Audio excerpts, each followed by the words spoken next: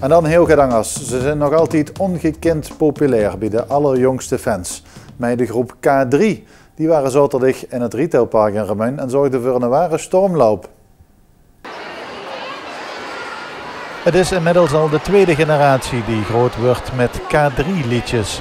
En de groep zelf is inmiddels al aan zijn derde samenstelling bezig. K3, de meisjesgroep uit België, is nog altijd mateloos populair. En dat bleek zaterdag wel in het retailpark in Remuin. Want die mensen die hun kinderen een kans wilden geven om met K3 op de bank te zitten, die waren vreug van huis moeten gaan. Wien bij aanvang van de meet and greet om 11:30 middags nog aankwam, zou niet meer aan de beurt kunnen komen. Die mensen die vooraan in de rie stingen er dan ook al de hele middag. Tja, de monster gaat voorover hebben om Hanne, Marten en Klaasje in het echt te kunnen bewonderen. De allerkleinste fans vonden het toch wel een beetje spannend. K3. Spannend? Ja.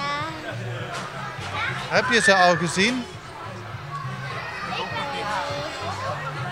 Gaan ze wel komen? Ja.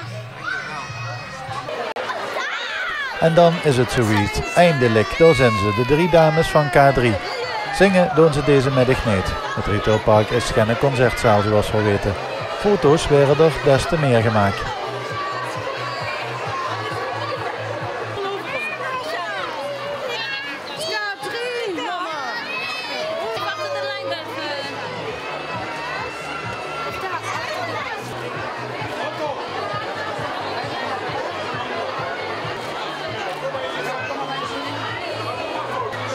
Maar wie de organisatie het ook proberen, veel mensen zouden toch teleurgesteld moeten worden deze middag.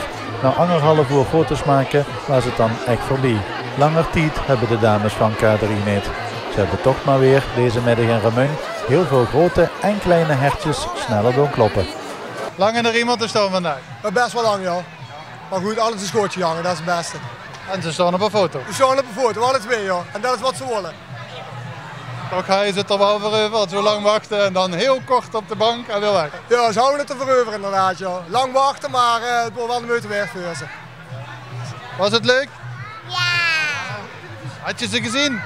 Ja. Hoe zijn ze nou in het echt? Nee. Volgende keer weer? Ja.